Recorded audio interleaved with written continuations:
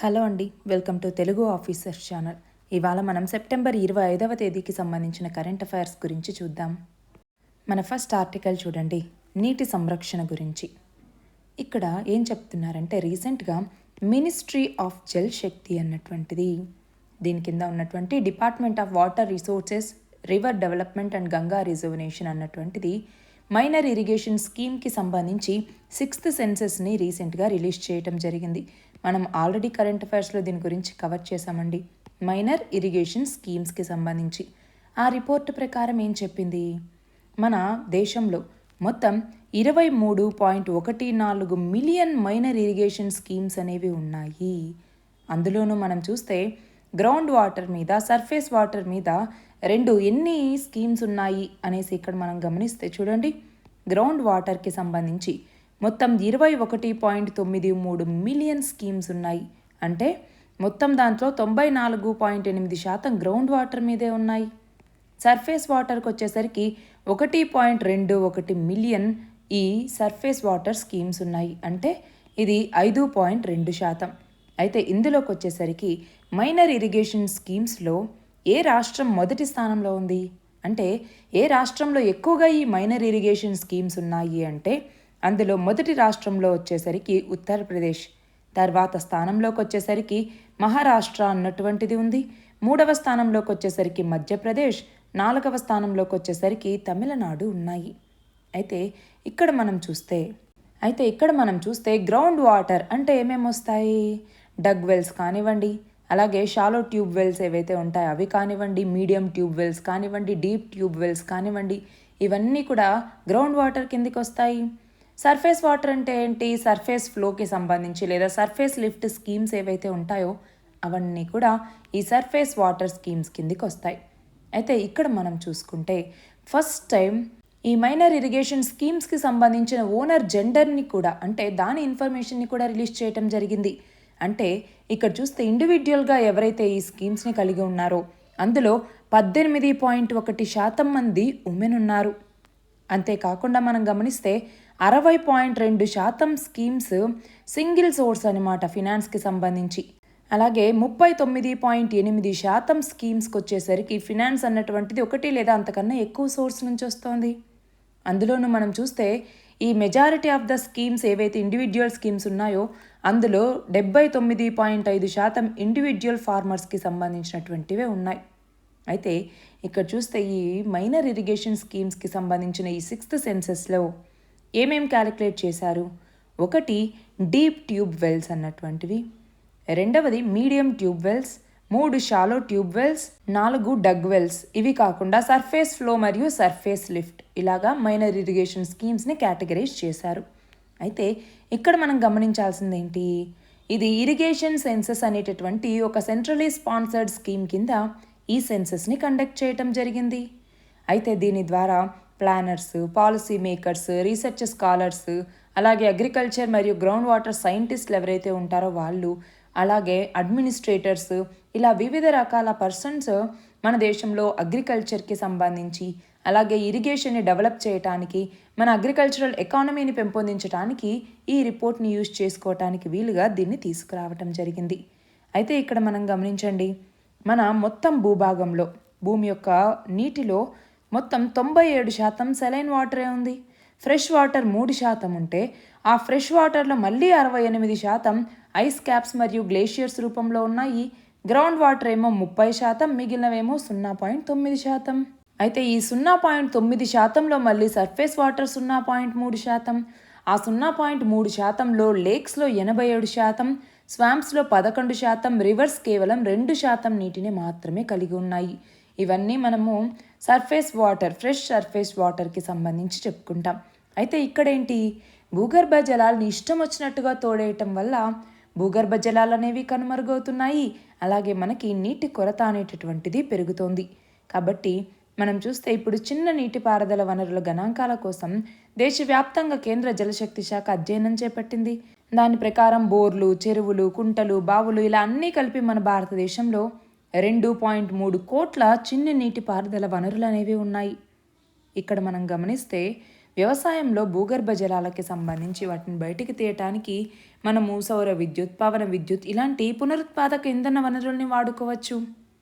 అంతేకాకుండా భూగర్భ జలాల దుర్వినియోగాన్ని అడ్డుకోవాలి.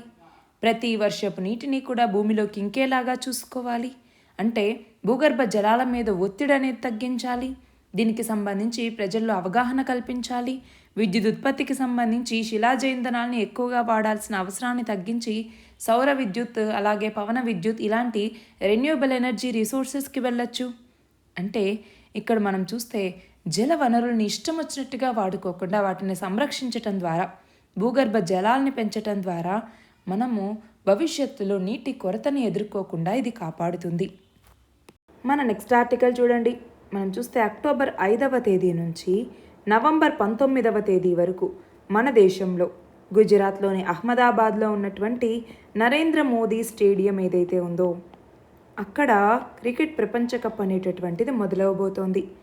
ఆ నేపథ్యంలో ఇక్కడ ఏం చెప్తూ ఉన్నారు, టెస్టులు, వన్డేలు, T20లు ఇలా క్రికెట్కి సంబంధించి ఈ 3 ఫార్మెట్లలో ఇప్పటిదాకా ఐసీసీ ర్యాంకింగ్స్లో ఒకేసారి అగ్రస్థానం సాధించినటువంటి ఏకైక జట్టు దక్షిణాఫ్రికాగా ఉండేది.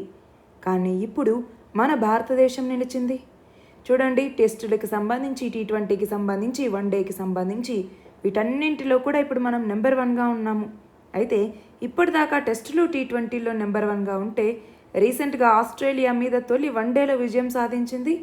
దాంతో ఈ వన్డే టీంలో కూడా మన భారతదేశం అన్నటువంటిది మొదటి స్థానంలో ఉంది. చూడండి, భారత్ వన్డేల్లో 116 పాయింట్లు సాధిస్తే పాకిస్తాన్ 115తో 2వ స్థానంలో ఉంది. దక్షిణాఫ్రికా తర్వాత 3 ఫార్మెట్లలో నెంబర్ 1 అయినటువంటి జట్టు మన భారతదేశమే. దానికి సంబంధించినటువంటిదే ఈ ఆర్టికల్. మన నెక్స్ట్ ఆర్టికల్ చూడండి. టీ ఇండస్ట్రీ లేదా తేయాకు పరిశ్రమ అంటాము. ఈ టీకి సంబంధించి ప్రొడక్షన్లో మన భారతదేశం 2nd లార్జెస్ట్ ప్రొడ్యూసర్గా ఉంది. అందులోనూ మన భారతదేశంలో నార్థన్ పార్ట్లోనే దాదాపు 82 నుంచి 83% యాన్యువల్ టీ ప్రొడక్షన్ అనేటటువంటి జరుగుతుంది. అందులో కూడా మెజారిటీ వచ్చేసరికి అస్సాం నుంచి వస్తుంది. దాని తర్వాత వెస్ట్ బెంగాల్ నుంచి వస్తుంది. మనం గమనిస్తే అస్సాంకి వచ్చేసరికి అస్సాం వ్యాలీ అన్నటువంటిది ఒకటి ఇంపార్టెంట్గా చెప్పేవి. అస్సాం వ్యాలీ అన్నటువంటిది, అలాగే చెచ్చర్ అన్నటువంటివి 2 అస్సాంలో టీ ప్రొడ్యూసింగ్ రీజియన్స్గా చెప్తాము. అదే వెస్ట్ బెంగాల్లోకి వచ్చేసరికి వెస్ట్ బెంగాల్లోనేమో దువార్స్ అన్నటువంటిది, అలాగే టెరాయ్, అలాగే మనం చూస్తే డార్జిలింగ్ ఈ ప్రాంతాల్లోకి వచ్చేసరికి ఎక్కువగా టీ ప్రొడ్యూస్ అవుతుంది. అయితే సదర్న్ పార్ట్ ఆఫ్ ఇండియాలోకి వచ్చేసరికి మొత్తం టోటల్ టీ ప్రొడక్షన్లో 17% ఉంటుంది. అందులోనూ ఎక్కువగా తమిళనాడు, కేరళ, కర్ణాటక ఈ రాష్ట్రాల నుంచే వస్తుంది. అయితే ఇక్కడ మనం చూస్తే కన్జంప్షన్ పరంగా చూస్తే వరల్డ్లోనే ఈ టాప్ టీ కన్జ్యూమింగ్ కంట్రీస్లో మన భారతదేశం కూడా ఒకటి ఉంది. మనం చూస్తే మన దేశంలో తయారయ్యేటటువంటి టీలో ఏదైతే టీ ప్రొడ్యూస్ అవుతుందో అందులో మనం 80% డొమెస్టిక్ కన్జంప్షన్కే వాడతామంటే మనమే దాన్ని ఉపయోగించుకుంటాం. అలాగే టీ ఎక్స్పోర్టర్స్కి సంబంధించి టాప్ 5లో మన భారతదేశం కూడా ఉంది. మొత్తం టోటల్ ఎక్స్పోర్ట్స్లో 10% మన భారతదేశం నుంచి జరుగుతుంది. అయితే ఇక్కడ మనం చూస్తే టీని మనం దాదాపు 25 దేశాలకు పైగా మనం ఎక్స్పోర్ట్ చేస్తాము. అందులో Russia, Iran, USA, UAE, UK, Germany, China ఇలా చాలా దేశాలు ఉన్నాయి. అయితే ఇక్కడ మనం చూస్తే ఎక్కువగా మనము టీ ఎక్స్పోర్ట్ చేసే వాటిలో మొత్తం 96% బ్లాక్ టీనే ఉంటుంది. దాని తర్వాత రెగ్యులర్ టీ అనేసి, అలాగే green tea, herbal tea, masala tea, lemon tea ఇలాంటి వాటిని ఎక్స్పోర్ట్ చేస్తాం.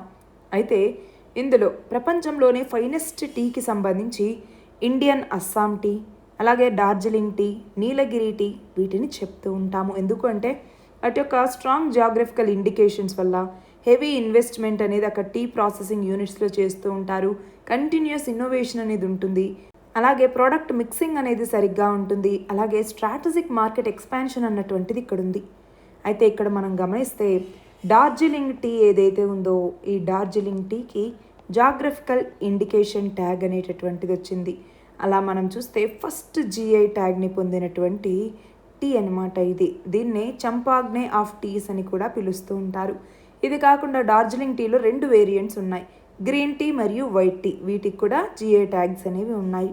అయితే మన దేశంలో ఈ టీ ఇండస్ట్రీని ప్రమోట్ చేయడానికి, డెవలప్ చేయడానికి ఉండేటటువంటి రెగ్యులేటరీ బాడీ ఏది అంటే tea board of India, TBI అనేసి పిలుస్తాం.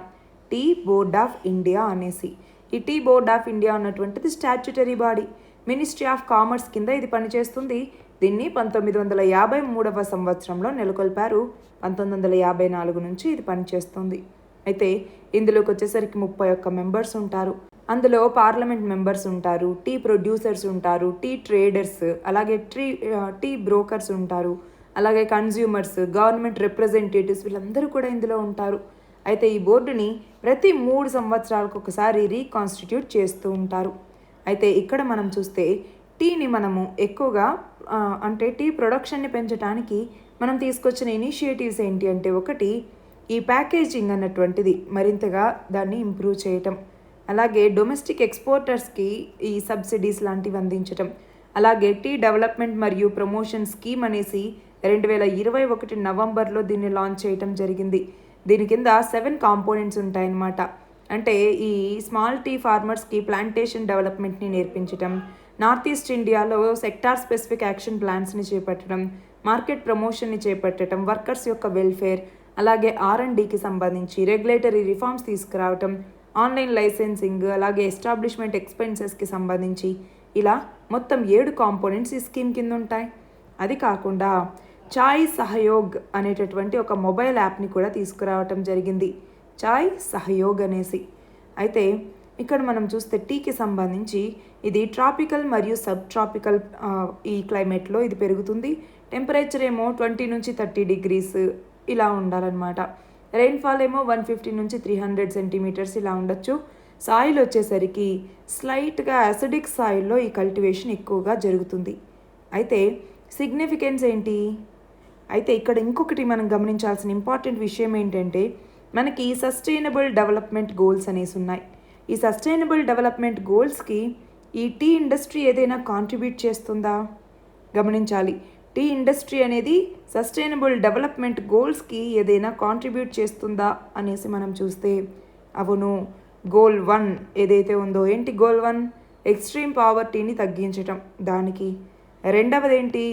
హంగర్కి అగెనిస్ట్గా ఫైట్ చేయటం ఇది. అలాగే గోల్ 15 ఇదేంటి? టెరెస్ట్రియల్ ఎకోసిస్టమ్ని సస్టైనబుల్గా యూస్ చేసుకోవాలి అనేసి. ఈ 3 సస్టైనబుల్ డెవలప్మెంట్ గోల్స్కి కూడా ఈ టీ ప్రొడక్షన్ మరియు ప్రాసెసింగ్ అన్నటువంటిది కాంట్రిబ్యూట్ చేస్తుంది. అంతేకాకుండా దీనికి చాలా కల్చరల్ సిగ్నిఫికెన్స్ కూడా ఉంది, చాలా హెల్త్ బెనిఫిట్స్ కూడా ఉన్నాయి. టీని యాంటీ ఇన్ఫ్లమేటరీ, అలాగే ఇంకా మనం చూస్తే దేనికి వాడతామో యాంటీ ఆక్సిడెంట్ గాను, వెయిట్ లాస్కి కూడా మనము గ్రీన్ టీ, బ్లాక్ టీ వీటిని వాడుతూ ఉంటాం కదా, అలా అనమాట. అంతేకాకుండా మనం ప్రతి సంవత్సరం మే 21వ తేదీని ఇంటర్నేషనల్ టీగా జరుపుకుంటాం.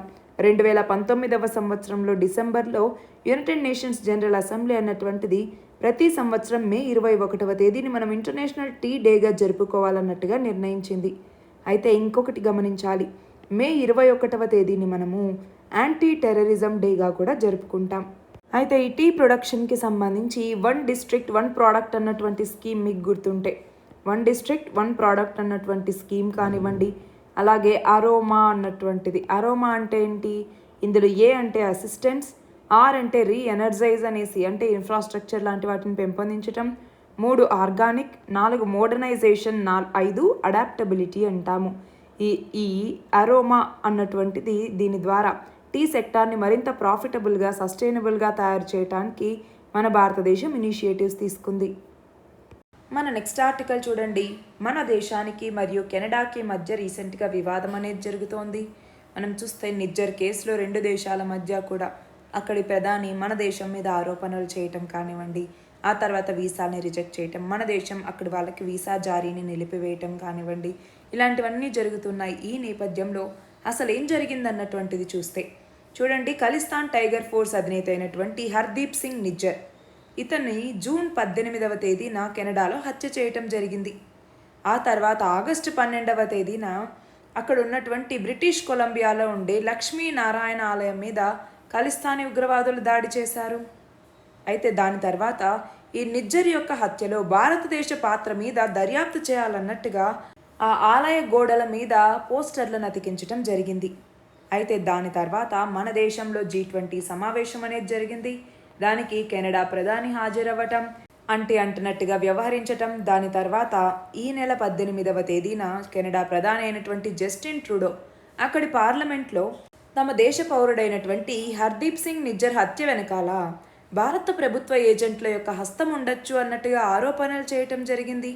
మనం చూస్తే దాదాపు 12కు పైగా కేసుల్లో నిందితుడు ఈ నిజ్జర్. తప్పుడు పాస్పోర్ట్ మీద 25 ఏళ్ల కిందట ఇతను కెనడాకి వెళ్ళటం జరిగింది. ఇతని మీద 2014లోనే ఇంటర్పోల్ రెడ్ కార్నర్ నోటీస్ని కూడా జారీ చేసింది. ఇతన్ని అరెస్ట్ చేయాలన్నట్టు కోరుతూ అతని యొక్క అరాచకాల మీద కెనడాకి ఇండియా ఎప్పుడో పూర్తి వివరాల్ని కూడా ఇచ్చింది. కానీ కెనడా దాని మీద ఆసక్తి చూపించలేదు.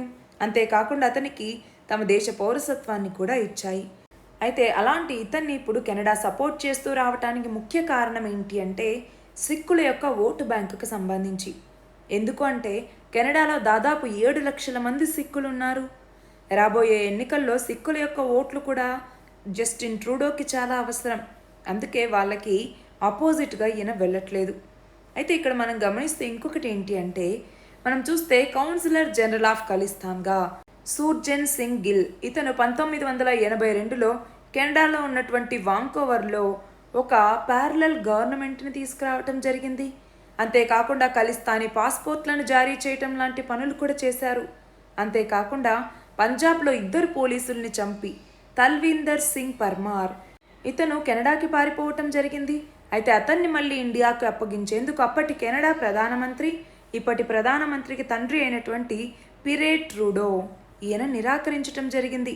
అంతేకాకుండా దాని తర్వాత 1985వ సంవత్సరంలో కనిష్కా విమానం కనిష్కా అనేటటువంటి ఒక విమానాన్ని పేల్చేయటం జరిగింది. దాంట్లో ఎంతోమంది చనిపోయారు కూడా. అయితే అందులోకి వచ్చేసరికి మనం చూస్తే ఈ తల్వీందర్ సింగ్ పర్మార్తో సహా ఎంతోమందిని అరెస్ట్ చేశారు. కానీ అందులో ఒక్క వ్యక్తికి మాత్రమే 15 సంవత్సరాల శిక్షను విధించి మిగిలిన వాళ్ళందరినీ అందులో ఈ తల్వీందర్ సింగ్ పర్మార్ని కూడా వదిలేయటం జరిగింది. అయితే ఇక్కడ గమనించాల్సింది ఏంటి 2016లో జస్టిన్ ట్రూడో అధికారంలోకి వచ్చిన తర్వాత ఆ అరెస్ట్ చేసినటువంటి ఒక్క వ్యక్తిని కూడా జైలు నుంచి బయటికి తీసుకురావటం జరిగింది. అయితే ఇక్కడ మనం చూస్తే ప్రస్తుతం భారతదేశాన్ని ద్వేషించే 9 ఏర్పాటువాద బృందాలు కెనడాలో చాలా ఫ్రీగా ఉన్నాయి. 2018లో జస్టిన్ ట్రూడో మన భారతదేశ పర్యటనకు వచ్చినప్పుడు అప్పటి పంజాబ్ ముఖ్యమంత్రి అయినటువంటి అమరీందర్ సింగ్ ఇతను అమృత్సర్లో ఆయనతో భేటీ అవ్వటం జరిగింది. అంతేకాకుండా కెనడాలో ఉన్నటువంటి 9 మంది ఏ కేటగిరీ ఉగ్రవాదుల జాబితాని అతనికిచ్చి వాళ్ళ మీద చర్యలు తీసుకోవాలి అన్నట్టుగా కెనడాని కోరటం జరిగింది. కానీ దీని మీద కెనడా ప్రభుత్వం అస్సలు స్పందించలేదు. అంతేకాకుండా చూడండి రీసెంట్గా G20 శిఖరాగ్ర సదస్సు జరిగింది. అందులో ప్రధాని నరేంద్ర మోదీ భారత వ్యతిరేక శక్తులకి కెనడా స్థావరం అవుతోంది, భవిష్యత్తులో అది ఆ దేశానికే చాలా నష్టం చేకూరుస్తుంది అన్నట్టుగా హెచ్చరించడం జరిగింది.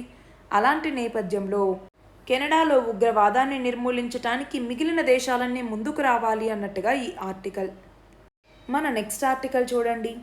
బెన్ను అనేటటువంటి ఒక గ్రహ శకలం. దీన్ని 1999వ సంవత్సరంలో కనుక్కోవటం జరిగింది. అయితే దీని వెడల్పు 500 మీటర్లు ఉంటుంది. ఇది 6 సంవత్సరాలకు ఒకసారి భూమికి దగ్గరగా వస్తుంది. మనం చూస్తే దాదాపు 200 కోట్ల ఏళ్ల కింద ఒక పెద్ద గ్రహశకలం విచ్ఛిన్నమైనప్పుడు చిన్న చిన్న తునకలు అనేవి విడిపోయాయి. దాంతో మొత్తం ఆ తునకలు కలిపి ఈ బెన్ను అనేటటువంటి ఒక గ్రహశకలం అనేటటువంటిది ఏర్పడింది. అంటే ఇది శిలలు రాళ్ల సమూహం అనేసి చెప్పచ్చు.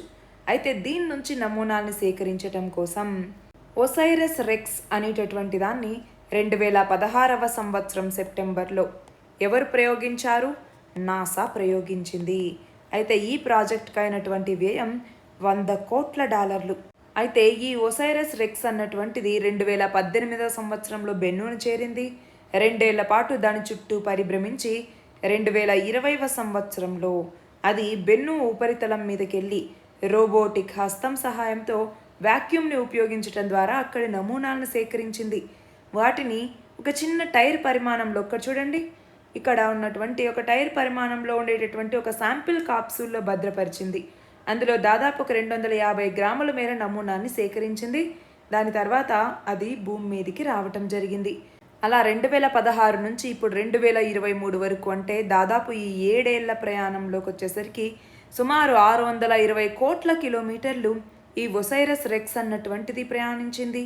అయితే ఇందులో మనం చూస్తే ఈ గ్రహశకల నమూనాలు అనేవి కలుషితం కాకుండా చూడడం ఇక్కడ చాలా ముఖ్యం.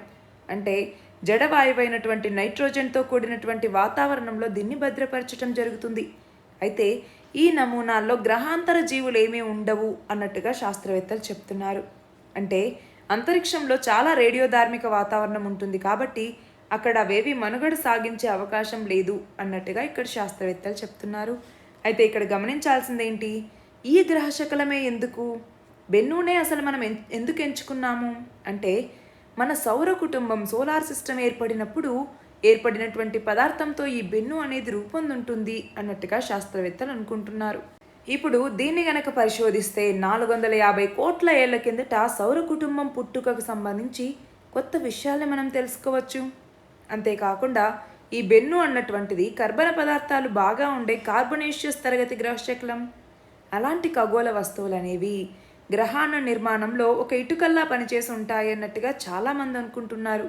అంతేకాకుండా దీంట్లో సేంద్రియ పదార్థాలు ఎక్కువ ఉండొచ్చు అన్నట్టుగా భావిస్తున్నారు. అయితే ఇప్పుడు మనకుండే పెద్ద ప్రశ్న ఏంటి, అసలు మన జీవానికి కారణమైనటువంటి నీరు సేంద్రియ పదార్థాలు భూమి మీద ఉండటానికి కారణం ఏంటి?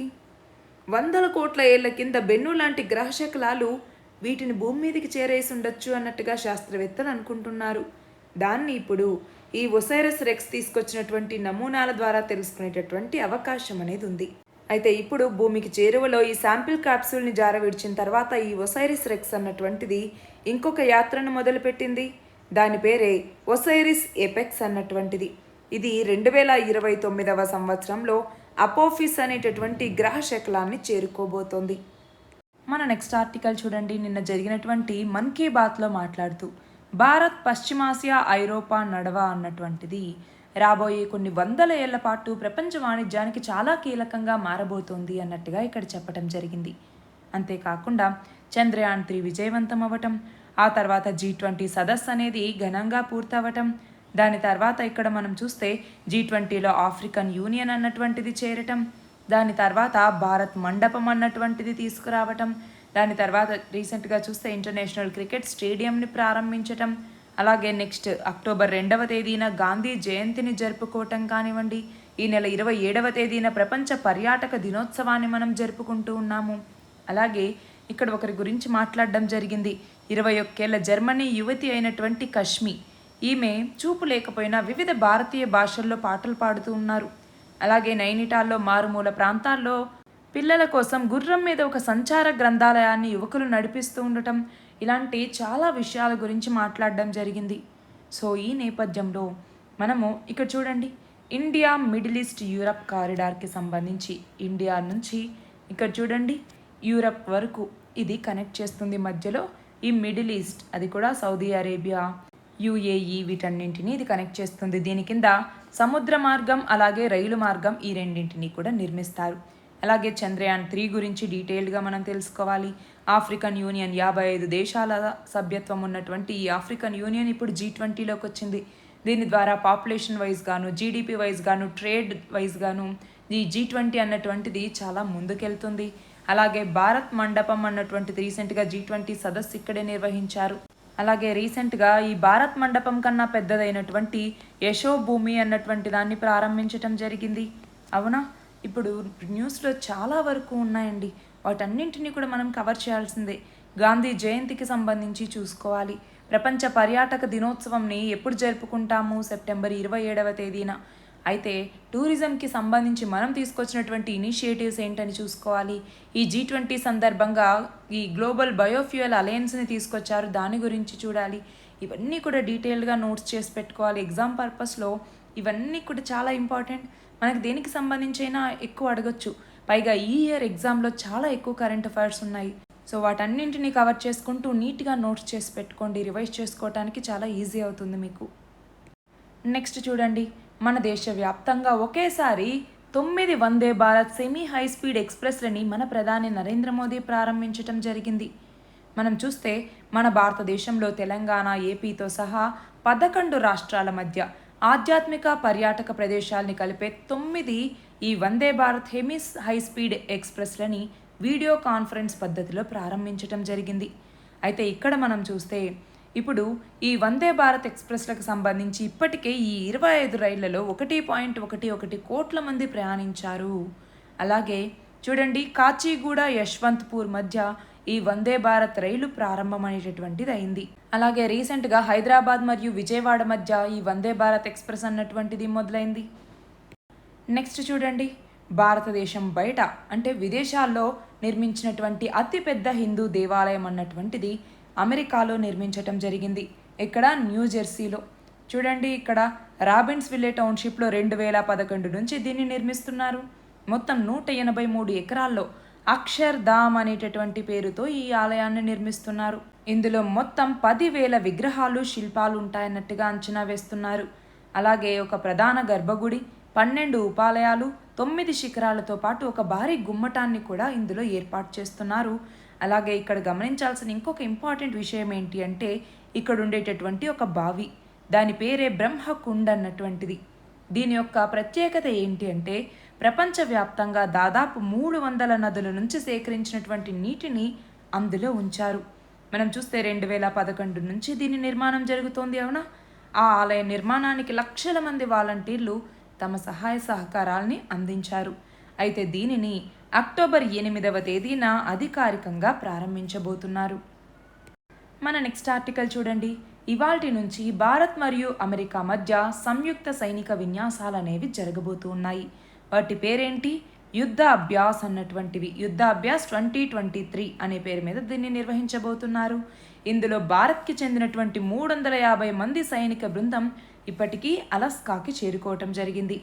మనం చూస్తే భారత్ మరియు అమెరికా ప్రతి సంవత్సరం ఈ సంయుక్త సైనిక విన్యాసాలని చేపడుతూ ఉన్నాయి. అయితే ప్రస్తుతం జరగబోతున్నటువంటివి 19వ ఈ యుద్ధ అభ్యాస్ సైనిక విన్యాసాలు. అయితే దీంట్లోకి వచ్చేసరికి పర్వత ప్రాంతాలు, అలాగే ఎంతో ప్రతికూల పరిస్థితుల్లో కూడా సమీకృత యుద్ధ దళాల్ని మోహరించటం ఇందులో ఉన్నటువంటి ప్రధాన ఉద్దేశంగా ఈ విన్యాసాల్ని నిర్వహిస్తున్నారు. అయితే మన భారతదేశం మిగతా దేశాలతో నిర్వహిస్తున్నటువంటి జాయింట్ మిలిటరీ ఎక్సర్సైజెస్ చూస్తే, ఇండోనేషియాతో గరుడ శక్తి అని, మాల్దీవ్స్లోకి వచ్చేసరికి ఏకువేరన్ అనేసి, చైనాతో హ్యాండ్ ఇన్ హ్యాండ్ అని, సింగపూర్తో కురుక్షేత్ర అని, శ్రీలంకతో మిత్రశక్తి అని, మంగోలియాతో అయితే నొమాడిక్ ఎలిఫెంట్ అని, ఫ్రాన్స్తో శక్తి అని, నేపాల్తో సూర్యకిరణ్ అని, యుఎస్ఏతో యుద్ధ అభ్యాస్ అనేసి మిలిటరీ ఎక్సర్సైజెస్ని మన భారతదేశం నిర్వహిస్తోంది. మన నెక్స్ట్ ఆర్టికల్ చూడండి. ఆంధ్రప్రదేశ్లోని విశాఖపట్నంలో 10 కోర్టు భవనాల సముదాయాన్ని ఆంధ్రప్రదేశ్ హైకోర్టు సీజే అయినటువంటి జస్టిస్ ధీరజ్ సింగ్ ఠాకూర్ ఈయన ప్రారంభించడం జరిగింది. అంతేకాకుండా ఇక్కడ మాట్లాడుతూ ఏమంటూ ఉన్నారు చూడండి. త్వరలోనే మన రాష్ట్రంలో ఉండేటటువంటి కోర్టుల్లో కాగితరహిత సేవల్ని తీసుకొస్తాము అన్నట్టుగా చెప్పటం జరిగింది. అయితే ఇక్కడ కోర్టుల్లో మౌలిక సదుపాయాల కల్పనకి సంబంధించి రాష్ట్రంలో కనీసం అక్టోబర్ 30 లోపు 7 ప్రాజెక్టులైనా పూర్తి చేయాలనేసి సూచించటం జరిగింది. కనీసం 5 ప్రాజెక్టులైనా పూర్తి చేస్తారు అన్నట్టుగా ఆశిస్తున్నామన్నట్టుగా చెప్పటం జరిగింది. ఇక్కడ చూడండి, 19వ ఆసియా క్రీడలకి సంబంధించి ఎక్కడ ప్రారంభమయ్యాయి? చైనాలోని హాంగ్జౌలో ఈ ఒలింపిక్ స్పోర్ట్స్ కేంద్రం స్టేడియంలో ఇవి ప్రారంభమయ్యాయి. చూడండి, సెప్టెంబర్ 23న ప్రారంభమయ్యాయి, అక్టోబర్ 8 వరకు ఇక్కడ జరుగుతాయి. చైనాలోని 6 నగరాల్లో వీటిని నిర్వహిస్తూ ఉన్నారు. అయితే ఇందులో మన భారతదేశానికి సంబంధించి జాతీయ పతాకాన్ని పట్టుకొని బృందాన్ని నడిపించింది ఎవరు? చూడండి, పురుషుల హాకీ జట్టు కెప్టెన్ అయినటువంటి హర్మన్ ప్రీత్ సింగ్, అగ్రశ్రేణి బాక్సర్ అయినటువంటి లవ్లీనా బొర్గోహెన్, వీళ్ళిద్దరూ కలిసి మన బృందాన్ని నడిపించడం జరిగింది. అయితే ఆసియా క్రీడలకి చైనా ఆతిథ్యం ఇవ్వటం అన్నటువంటిది ఇది 3వసారి. ఒకసారి 1990లో, తర్వాత 2010లో, మళ్ళీ ఇప్పుడు. ఇవి 19వ ఆసియా క్రీడలు. 1951లో మొట్టమొదటిసారి మన దేశంలోనే న్యూఢిల్లీలో ఈ ఆసియా క్రీడలు అనేవి జరిగాయి. దాని తర్వాత 1954 నుంచి ప్రతి 4 ఏళ్లకు ఒకసారి ఈ క్రీడలు అనేవి నిర్వహిస్తూ ఉన్నారు. అయితే ఈసారి కరోనా వల్ల 2022లో జరగాల్సింది 2023లో జరుగుతోంది. తర్వాత 2026వ సంవత్సరంలో జపాన్లో ఉన్నటువంటి నగోయాలో 20వ ఆసియా క్రీడలు అనేవి జరుగుతాయి. చూడండి, 1982లో కూడా దీనికి భారతదేశం అనేది ఆతిథ్యం ఇచ్చింది. నెక్స్ట్ చూడండి, మన ప్రధాని నరేంద్ర మోదీ 2023 సెప్టెంబర్ 23వ తేదీన అంతర్జాతీయ న్యాయవాదుల సదస్సుని ఢిల్లీలో ప్రారంభించారు.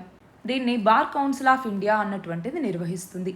నెక్స్ట్ చూడండి, మన ప్రధాని నరేంద్ర మోదీ సెప్టెంబర్ 23వ తేదీన వారణాసిలో అంతర్జాతీయ క్రికెట్ స్టేడియం ఇంటర్నేషనల్ క్రికెట్ స్టేడియాన్ని శంకుస్థాపన చేయటం జరిగింది. 30 ఎకరాల్లో సుమారు 30,000 సీటింగ్ సామర్థ్యంతో 450 కోట్ల రూపాయలతో ఈ స్టేడియాన్ని నిర్మిస్తూ ఉన్నారు. దీనిని శివుడికి అంకితం చేయటం జరిగింది. అంటే ఈ స్టేడియం యొక్క నిర్మాణం అర్ధచంద్రాకారంలో ఉంటుంది. అక్కడ శంఖంతో పోల్చినటువంటి నిర్మాణాలు, త్రిశూలానికి సంబంధించిన హెడ్లైట్లు ఇలాంటివన్నీ ఏర్పాటు చేస్తున్నారు. నెక్స్ట్ చూడండి, 27వ మలబార్ నౌకాదళ విన్యాసాలని ఇటీవల ఎక్కడ నిర్వహించారు అంటే ఆస్ట్రేలియాలోని సిడ్నీలో. ఇందులో భారత్, ఆస్ట్రేలియా, అమెరికా, జపాన్ నౌకాదళాలు, అలాగే రక్షణ దళాలు, యుద్ధ నౌకలు ఇందులో పాల్గొన్నాయి. నెక్స్ట్ చూడండి, మణిపూర్లో జాతుల మధ్య వైరం వల్ల తలెత్తిన పరిస్థితుల నేపథ్యంలో సహాయ పునరావాస చర్యల పర్యవేక్షణకి సుప్రీంకోర్టు నియమించిన ఏ కమిటీ రీసెంట్గా తన నివేదికను సుప్రీంకోర్టుకి ఇచ్చింది అంటే జస్టిస్ గీతా మిట్టల్ కమిటీ. గుర్తుపెట్టుకోవాలి. నెక్స్ట్ చూడండి, జాతీయ అంతరిక్ష దినోత్సవాన్ని ఎప్పుడు నిర్వహించాలని కేంద్ర ప్రభుత్వం నిర్ణయించింది అంటే ఆగస్టు 23వ తేదీన. ఎందుకని? చంద్రయాన్ 3లోని ల్యాండర్ మరియు రోవర్ ఇవి రెండు ఆగస్టు 23వ తేదీన చంద్రుడి యొక్క దక్షిణ ధ్రువం మీద విజయవంతంగా కాలు మోపటం జరిగింది. దానికి గుర్తుగా జాతీయ అంతరిక్ష దినోత్సవాన్ని ఆగస్టు 23వ తేదీన జరుపుకోవాలన్నట్టుగా ప్రధాని నరేంద్ర మోదీ చెప్పటం జరిగింది. అంతేకాకుండా ఇక్కడ శివశక్తి పాయింట్ అన్నటువంటిది ఏంటి? చంద్రయాన్ 3 అన్నటువంటిది చంద్రుడి మీద కాలు మోపినటువంటి ప్రదేశాన్ని శివశక్తి పాయింట్ అని, చంద్రయాన్ 2లో ల్యాండర్ కూలినటువంటి ప్రదేశాన్ని తిరంగా పాయింట్ అనేసి పిలుస్తూ ఉన్నాము. నెక్స్ట్ చూడండి, దేశవ్యాప్తంగా ఎన్నికల్లో ఓటర్ల భాగస్వామ్యం పెంచేలా అవగాహన కోసం కేంద్ర ఎన్నికల సంఘం నేషనల్ ఐకాన్గా ఇటీవల ఎవరిని నియమించింది అంటే సచిన్ టెండూల్కర్. ఇవన్నీ కూడా ఆల్రెడీ మనం మన కరెంట్ అఫైర్స్లో కవర్ చేసామండి. మీరు నోట్స్లో రాసుకొని ఉంటే ఒకసారి మళ్ళీ మీరు రివైజ్ చేసుకోవచ్చు, లేదా ఏదైనా కొత్త పాయింట్స్ వచ్చినప్పుడు వాటిని మీ నోట్స్లో యాడ్ చేసుకొని కొన్ని రోజులకు ఒకసారి మళ్ళీ రివైజ్ చేసుకుంటూ రావాలి. ఎందుకంటే ఒక 6 months అలాగ నోట్స్ రాసుకున్న తర్వాత ఒకసారి మళ్ళీ రివైజ్ చేసుకుందాంలే అనుకుంటే కష్టం. ఎందుకంటే కొన్ని కరెంట్ అఫైర్స్ ఏమో మళ్ళీ న్యూస్లో వస్తూ ఉంటాయి, కానీ కొన్ని ఏమో అక్కడితోనే ఆగిపోతాయి. సో అవి రివైజ్ చేసుకుంటూ ఉండాలి ఎప్పటికప్పుడు. అప్పుడే కరెంట్ అఫైర్స్ ఈజీగా గుర్తుంటాయి. తర్వాత వచ్చే టాపిక్స్కి కూడా మనం ఈజీగా లింక్ చేసుకోగలము. ఇవి ఇవాల్టి important articles. All the very best and thank you very much.